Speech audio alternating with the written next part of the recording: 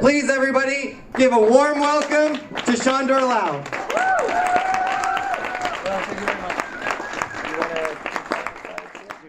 Well, thank you very much. And everyone, I don't want you to think I've been stalking, but I actually did a little research about you before coming here, and I found a few things out. So I feel like I should be up front and tell you what I know. You were born naked and helpless. You're going to die someday.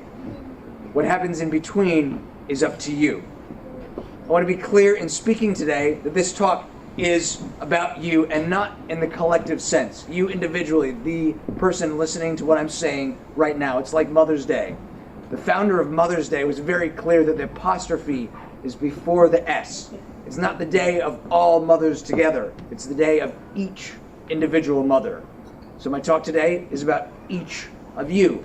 I may not have solutions for your friends or your family or the person sitting next to you, but I may have some solutions for you to live richly. I would like to start with a brain exercise. So can everyone please take their right hand and make a circle with your thumb and your forefinger like this, like the OK sign. Everyone got it? Okay, and now take that circle and put it on your forehead. Okay, thank you. A lot of you have foreheads in very interesting positions. I'm not here to try to trick you, but I am here to wake you up and make sure you're paying attention. I'm going to say some things today that run contrary to the conventional wisdom and the diet of the compliance factory of school, work, and media that you have been fed your entire lives. Most of us make most of our decisions using our emotions instead of our rational brain. And you may have some reactions to what I'm going to say today that might come from emotions built in and fed to you by the compliance factory. I'm going to ask you to consider what I have to say rationally and thinking and make those decisions for yourself rather than what someone else has told you. Before we go any further though, I wasn't able to find out everything about you from my internet stalking, so I need to ask a few questions first. Could you please raise your hand if you believe there are things in the world more important than money? And I'm raising my hand because that's certainly what I believe. Okay, I had one person I thought their hand was down. No, that's wrong. Everyone had their hand up. Okay, you can put them down now. I've got another question for you. Can you please raise your hand? And I'm going to raise my hand. This is true for me. If you spend 40 or more hours of your week every week going to your job to work for money, and that includes preparing for your job to work for money, commuting back and forth to your job to work for money, recovering from your job to work for money, studying for your job so that you can one day work for money, living off of what you earned from your job when you were once working for money, or supported by someone who works for money. Okay, let's get it. Take a look at the people who don't have their hands up and are being honest. Those people, they're very clever. Go ahead and raise your hand if you work a job for money or are supported by someone who would work for money, if you would do it for free or you'd want them to do it for you for free. These people are very clever and they have something to teach you, so catch them afterward. They've got some things figured out. But for me, this is kind of confusing because almost everyone else raised their hand and said, money is not the most important thing, and yet we're spending more of our hours of our lives working for money than we are spending doing the things we love, spending our time with the people we care about. Why is that? Well, here's something else I know about you. You are not just here to work, eat, sleep, and die. You're a human being and not a rat, and you're not here to run a rat race. You want to live better, help often, and wonder more. You want love, adventure, and freedom. The most important things to you are not things. They're relationships and experiences. And most of them can't be bought at any price. Money can't buy you happiness, but poverty can guarantee you misery. Money can buy you food, shelter, healthcare, transportation, safety. Try being happy without those things. There's no guarantee you'll be happy with them, but it's awful hard without. Without those basic needs met, how can you possibly have the free time to do the things you love with the people you love. There's this book. It's actually the best-selling book in the history of publishing. And it's very often quoted, and it's even more often misquoted in the Compliance Factory. And one of the most common misquoted phrases is that money is the root of all evil. If you actually read the book says the love of money is the root of all evil. But here's a secret.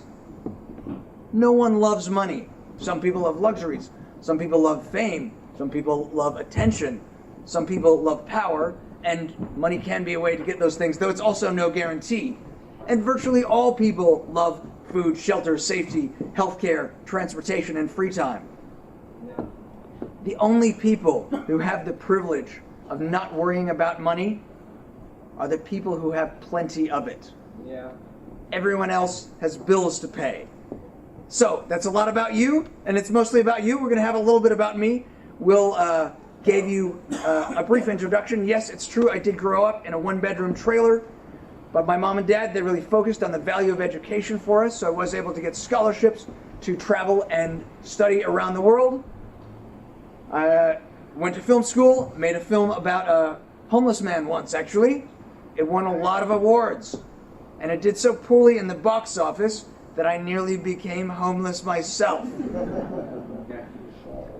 Then, when I was starting my investment business, yes, I spent hundreds of nights sleeping in a sleeping bag, on a foam pad, on the office floor, or staying at friends' houses, or camping in a tent, which was actually the most fun, so that I could rent out my own house and my own bed on Airbnb, because that's the only way that I could pay my mortgage. Now, I manage a successful investment business for many people, some of whom are fabulously wealthy, and most of whom are ordinary Joe and Jane American investors who have a little bit of money in their retirement account, and they would like me to worry about taking care of that money so they can spend their time doing the things that they love. So, from my time in the trenches, I have a few tips how you can live richly. The first is to find your Ikigai. This is a Japanese concept meaning your purpose, for a reason, your reason for being, your reason for getting out of bed in the morning. And in a little bit more scientific approach to it, we can define it as the confluence of 4 circles or areas of your life. What you love, what you're good at, what the world needs, and what the world will pay you for. These can individually be large circles. The area where they come together may be somewhat narrower. There is a very popular and comforting notion that you should just do what you love and the money will come. And for a very small number of people, this is true, and I hope you're one of them. If you are, I don't know if there's anything I need to do to help you. But realistically, if you take thousands of people, blindfold them, and have them throw a dart at the Ikigai dartboard randomly, people will occasionally hit the center. For most people, it's going to take a little bit of effort. Different studies will cite a certain amount of income, usually somewhere between $35,000 and $70,000 a year in the United States, as the amount of income that most people would need to have their basic needs met. And also the amount of income beyond which additional income doesn't significantly increase their happiness. But there are a few caveats to this number, $35,000 to $70,000. The first of which is you're only really going to be happy with this amount of income if all that time you're spending on making that money, you're doing something that you feel is purposeful and meaningful. The reality is, backed by many surveys and by our own informal survey here today, that most people are unhappy with their work. Most people would not just go to their job for free. If you would, you found your Ikigai. Congratulations. The other caveat, of course, is that there may come a day when you don't wish to work, when you would just like to live your life and spend your time as you choose with the people you love without having to spend your time to earn that $35,000 to $70,000 a year. Most people will need to build that up out of the money they're earning during their working time. Imagine if you could make that time of retirement 10 or 20 or 30 years earlier than you had planned. How would that contribute to your happiness? Finding your Ikigai is the art of finding the balance between the best things that you have to offer to the world and the things about you that the world finds most valuable. I'm sorry, but it may actually take more than the 20 minutes we have here to figure it out. For some of my money tips today, I'm going to give you a specific and actionable item. Now, you may have other plans for today, but I'm going to suggest that you do this today. Maybe you need to wash some laundry. Maybe you need to go grocery shopping. If those things are more important than your financial freedom for yourself and your family for the rest of your life, go ahead and do those things. But if living a life of freedom and abundance is the most important thing that you can do with your life today, then here's what I suggest. Get a piece of paper. You may have a piece of paper already. Get a pen. Draw the circles. What do you love? What are you good at? What does the world need? And what is the world willing to pay you for? And put some serious effort into writing down what those things are and where they converge together. I think you may find that the rewards for this effort will be great. Number 2, define your own frame. A frame is a psychological concept, and I'll give you an example. Imagine you go out in the great outdoors. There's a mountain. You put a frame around it, it becomes art. French artist Marcel Duchamp was famous for exhibiting a men's urinal in an art exhibition. And because he set that frame, it became art. Now, this may seem funny to you, but we live in a world where we are given the illusion of choice by other people setting frames for us. Take a look at some of the things you have the illusion of making a choice in. Republican or Democrat, Coke or Pepsi, McDonald's or Burger King. How much money should you make? Should you get married? How many children should you have? Where should you live? When should you retire? How much education do you need? How many of these choices have you made based on your own needs for happiness? And how many have you made because someone else set the frame and the parameters for you? I'm a real estate investor, and I'm going to give you a specific example from the real estate world where other people set the frame. They put a sign for sale on the house, either in the yard or on the internet, and they say, this is how much this house costs. The only relevant frame should be, how much is that house worth to you? Yeah. The right amount of food for your body to be healthy is not determined by what someone else said is an appropriate portion size, or what someone else put on your plate. The right amount of money for you to live a life of freedom and abundance is not determined by the median income of someone for your age or geographic area. It's only determined by you. Many people devote their energy to trying to earn 10% more or save 10% more. But why not try to devote your energy to earning or saving 100% more or 1,000% more? Other people have done it, and they were also born naked and helpless. They're also going to die someday, and they chose what to do with their lives in between. You're not here to eat, work, sleep, and die. You choose what you're here for. Number 3, make a bigger chocolate bar. There is a vision of the world as a pie of a finite size, and everyone has to fight for their own slice of that pie, and to get the most you can, the only way to take more for yourself is to take it away from someone else. This is called a scarcity mentality, and it is wrong. The world is abundant. And I'm setting my own frame here. I'm only moderately fond of pie, and I love dark chocolate. So the world is a chocolate bar. Yeah. And the best way to have more chocolate is to make a bigger chocolate bar. In the process of making a bigger piece of chocolate for yourself, you're also going to be making more chocolate for others, just as the work of others has helped make your life what it is today. You have the same numbers of hours in a day as everyone else. And one of the best ways to make a bigger chocolate bar is to stop thinking about trading your time, your hours, for dollars, and think of how you can create value. For example, say there's a house worth $100,000. It doesn't matter how long or hard you worked for that house. If you overpaid for that house, no one is going to pay you more for that house because of that. On the other hand, if you have some skills, if you were able to add some value by buying the land and building the house for only $50,000, it's still a $100,000 house. You created value. If there's a bank who's in a lot of trouble, they got too many houses on their hands, and you've got money right now to buy a $100,000 house for $50,000, it's still a $100,000 house. It's worth the same whether you spend an hour, a day, a week, a year, or a decade. It's about the value. How can you spend your time to give the most value to others? When you get to the stage where you do have enough for yourself to live happily, to provide for your needs and those that you care about, you may also find the most rewarding way to spend your life is to give that chocolate away anyway. Number 4, dedicate yourself to lifelong learning.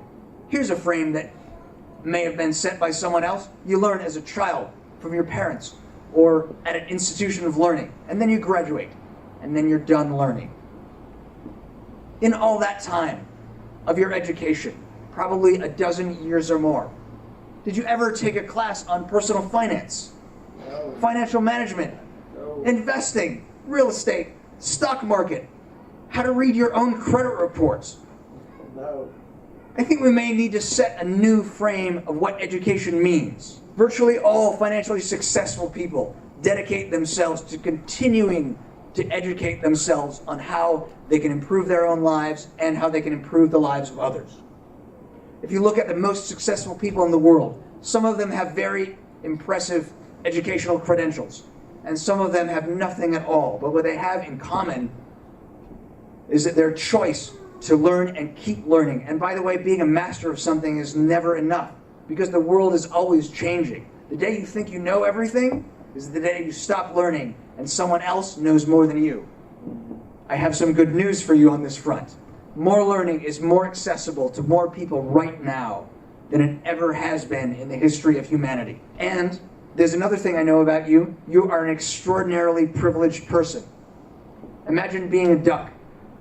Ducks are fine creatures, but no matter how hard you try, or how hard it tries, a duck is never going to make a bigger chocolate bar.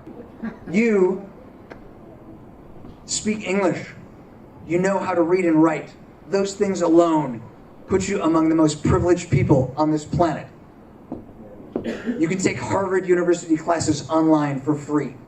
Your library card is free.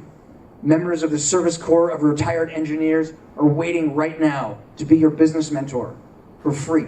You can join a professional association in your industry. You can join a meetup group for your profession for free. And yes, those are action items. And yes, they are for today. No, I'm not going to do another quiz to see if you did them, but you will be tested on this. Every day, for the rest of your life. Through your own self-directed education, you can change your mind from thinking about what you can't afford to thinking about how you can afford it. If you think education is expensive, try ignorance. Number 5, wait for the second marshmallow.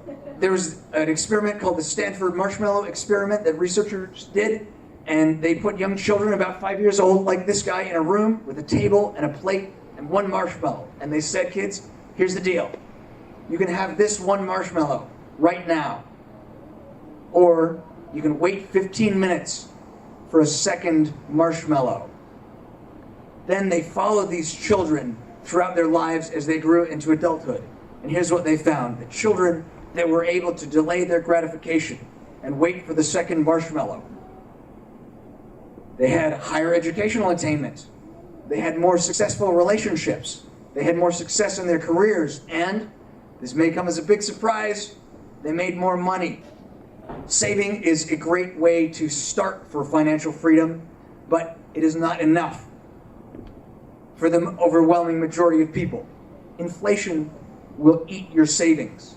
$1 in the bank today is always going to be worth less tomorrow. FDIC guarantee is a guarantee that you will lose. Why does the average American homeowner family have 30 times more net worth than the average renting family? It's not because they're better people. It's not because they're geniuses. It's because investing in a home is a choice of forced savings and investment. There are people who do get rich quick, and very few of them. I hope you are one of them, though I don't know if I can help you anymore if you are. Here's another truth. 2/3 of American millionaires are self-made. And most of them have done that and won their freedom from the rat race by investing in their education, their businesses, their personal development, and their assets over time. Waiting for the second marshmallow does take time, but the second marshmallow tastes way better. Number 6, treat your health like your wealth. The Dalai Lama says that man sacrifices his health in order to make money, and then he sacrifices money in order to recuperate his health. And in many cases, this is true, but the more relevant question is this true for you? Here is another truth. 76% of the rich exercise 4 days a week or more, and only 23% of the poor do so. 70% of wealthy people eat less than 300 junk food calories a day, and 97% of poor people eat 300 junk food calories a day or more. All of those choices are absolutely free. Physical health correlates very strongly with financial success. But what is the chicken and what is the egg? Which causes which? Hardly matters. People who commit themselves to caring for their body like it's the only one they will ever have enjoy greater financial success. Also, they get the amazing benefit of living in a strong and healthy body. To me, that sounds a lot like living richly. Number 7, give rationally. Pi Day is coming up pretty soon. Our bodies have evolved over time to make very quick decisions. This comes from our ancestors in the days of hunting game, fending off wild animals, and warring with other tribes. If the saber-toothed tiger is attacking now, you need a quick emotional reaction. You don't want to have a committee meeting about what to do. But evolution takes a long time, and our logical minds have caught up with the internet, indoor plumbing, and traffic. But our emotions have not. Your emotional brain is a terrible place to go to make financial decisions, either about how to earn money or how to dispose of it.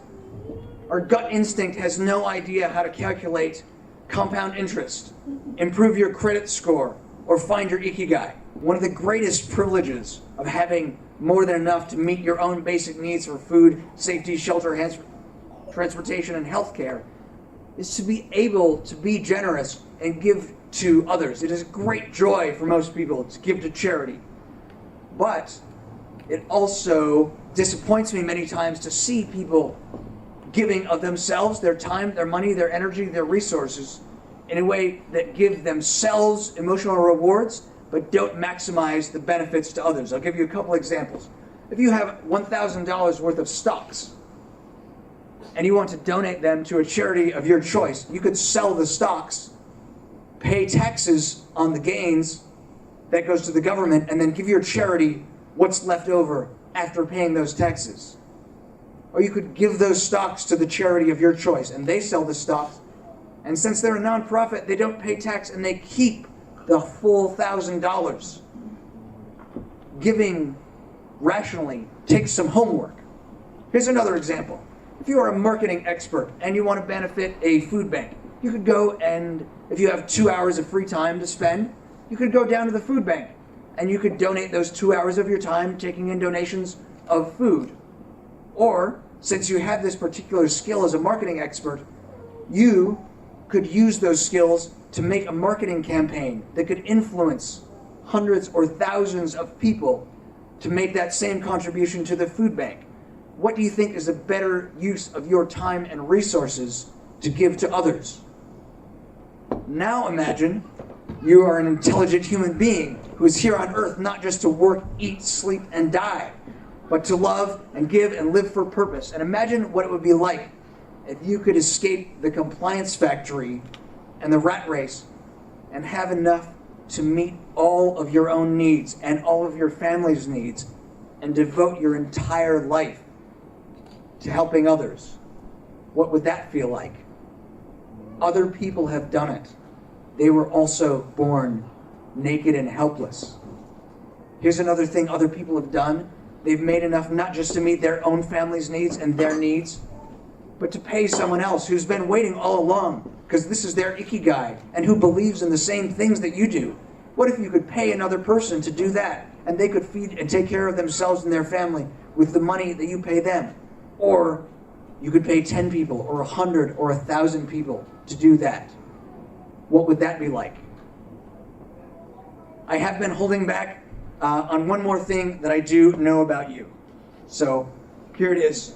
On your journey to find your Ikigai, to define your own frame, to build a bigger chocolate bar, to dedicate yourself to lifelong learning, to wait for the second marshmallow, to treat your health like your wealth, and to give rationally. One of the most rewarding things that you can do along the way is to show other people that they are also capable of living lives of freedom and abundance. You can give a man a chocolate bar and he's happy for an hour. But teach a man to make a chocolate bar and he's happy for a lifetime. Other people have done this. They were born naked and helpless. The relevant question is, will you? Thank you.